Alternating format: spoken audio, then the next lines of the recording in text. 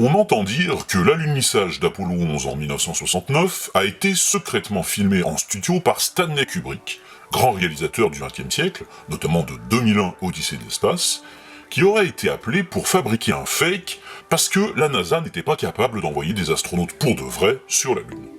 Et pour appuyer cette hypothèse, on cite en général une de ces deux sources en vidéo, les interviews des conseillers du président américain de l'époque, ou bien la confession de Stanley Kubrick. Le problème, c'est que ces deux sources sont des faux documentaires, on dit parfois des documenteurs.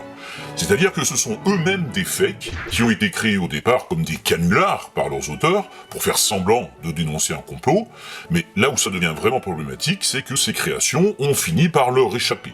Des manipulateurs, des vrais là pour le coup, ont repris leurs faux docs pour les couper soigneusement et en rediffuser certains passages sur les réseaux sociaux sans donner le contexte d'origine de ces documents, afin qu'ils soient pris au premier degré par des gens qui croient réellement, en toute bonne foi, ce qui y est raconté. Donc, si je résume, dans ces deux cas-là, on a un fake, un doc qui dénonce le tournage d'un fake, mais qui en fait est du fake, et ce doc est repris sans dire que c'est du fake pour créer un autre fake, un vrai cette fois. Vous suivez? C'est le Inception du fake. Mais tout ça, rassurez-vous, on peut s'en rendre compte sans se faire de mots de tête, il suffit comme d'habitude de remonter à la source. Alors examinons d'abord la première vidéo, qui a beaucoup circulé il y a quelques années. On nous y rappelle, pour commencer, que le président américain John Fitzgerald Kennedy avait en 1962 fixé un objectif à la NASA. De poser un Américain sur la Lune avant la fin de la décennie, donc avant 1970, et en fait, surtout avant que les Russes y parviennent, parce qu'à l'époque, en pleine guerre froide, c'était d'abord ça, l'objectif des Américains. Mais le film raconte que, arrivé en 1969, la NASA se rend compte qu'il y a un risque qu'ils n'y parviennent pas, et du coup, les conseillers du président de l'époque, Richard Nixon, se réunissent pour lui en parler. The Oval Office was in semi-darkness, and I found it very difficult to take notes of this meeting. We had a meeting and talked, and he had made a number of decisions already. Then one of the presidential advisors, I don't know, General Alexander Haig or Donald Rumsfeld, said hesitantly, what if we film the first steps on the moon in a studio? Then if we fail, we can always show those pictures to the public. And at first I didn't take it very seriously, and I was told not to take it very seriously. Then it kept going on and on and on. Thought it was the right thing to do because we have to do something to show that we're still the United States of America. We walked out of the room, and President Nixon said, I've decided to do that, and I need you to do this job. We're going to do it. It was just amazing. So we were trying to figure out who would do what when. C'est Donald Rumsfeld qui le premier avance le nom de Stanley Kubrick. Il faut que ce film soit parfait, mais il est hors de question de construire des décors en si peu de temps. Le tournage de 2001, l'Odyssée de l'espace, se termine dans la banlieue de Londres. Pourquoi ne pas profiter des décors encore en place ? Alors tout ça est très convaincant parce que ce sont les vrais conseillers de Nixon qui s'expriment dans cette vidéo. Mais lorsque vous tombez sur cette vidéo, par exemple sur YouTube, on oublie en général de vous préciser d'où elle vient. Et d'ailleurs, il n'y a pas de générique à la fin, il n'y a pas de mention de l'auteur. La source ne vous est pas mentionnée. Et c'est à dessein parce que sinon vous risqueriez de comprendre que ce n'est qu'un extrait d'un fake qui s'intitulait Opération Lune et qui avait été diffusé par Arte le 1er avril 2004 pour faire réfléchir sur les films qui vous font gober n'importe quoi. Et on peut d'ailleurs trouver une conférence de son réalisateur, William Carell, qui expliquait pourquoi Arte lui avait demandé de réaliser ce fake. Le point de départ du film, c'était une commande d'Arte qui voulait faire une soirée à thème sur le « Est-ce qu'il faut croire tout ce qu'on voit à la télévision ?» et comment on peut manipuler les images. Et comment a-t-il fait alors pour faire jouer les conseillers de Nixon, qui sont des gens sérieux, dans son film qui, lui, n'était pas sérieux?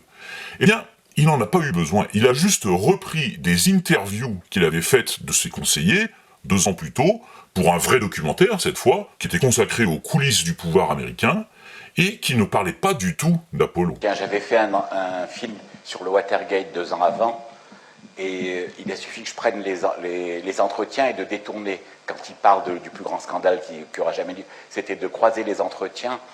Je ne les ai jamais vus pour ce film, c'est du détournement d'entretiens réalisés 2 ans plus tôt. Sur les conseillers de Nixon, qui sont tous les 5 vrais conseillers au moment du lancement des premiers pas sur la Lune, il suffisait d'inventer un faux témoin qui est évidemment la secrétaire de Nixon, qui n'existe pas, qui est comédienne, entre guillemets, à qui on a écrit un texte, et c'est la seule qui parle de la Lune et des premiers pas, et de... Si vous glissez un faux témoin au milieu de 5 vrais, je pense que ça passe. Alors, le film commence par des séquences très sérieuses qu'on a vues, mais par la suite il devient complètement délirant. C'est même assez drôle, si vous avez le temps de le regarder, n'hésitez pas, vous avez le lien en description de cette vidéo. Le film raconte une conspiration de plus en plus énorme, où par exemple, l'un des membres de l'équipe de tournage est réduit au silence par une bande de Père Noël, enfin ça va très loin. Et logiquement, avec tout ça, à la fin du film, on comprend qu'on s'est fait manipuler. Le problème, c'est que dans la version qui circule sur les réseaux sociaux, vous ne voyez que la première partie du film, sans qu'on vous dise d'où elle vient. Et vous pouvez très facilement croire ce qui est dit. Il faut aller vérifier pour comprendre. Mais évidemment, lorsque le film a été réalisé en 2002-2003 pour une diffusion à la télévision en 2004, les réseaux sociaux n'existaient pas encore. Facebook, c'est 2004.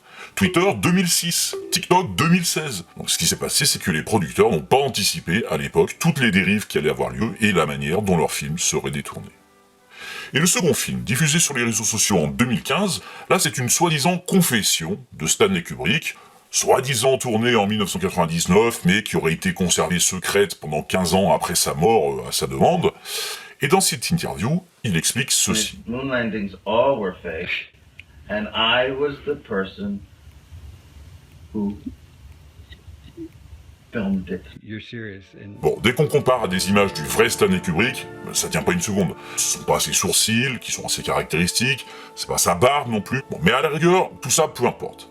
La preuve qu'il s'agit d'un fake, on la trouve en recherchant la source. Parce que dans l'interview complète, non montée, on voit tous les moments où le réalisateur s'adresse à Stanley Kubrick en lui disant comment jouer, parce que c'est un comédien. The longer the better.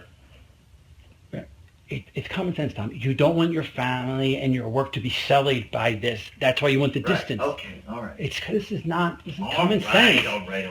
Et il y a tout au long du tournage, comme ça, des différences sur la manière de jouer entre le comédien qui donc s'appelle Tom et le réalisateur T. Patrick Murray.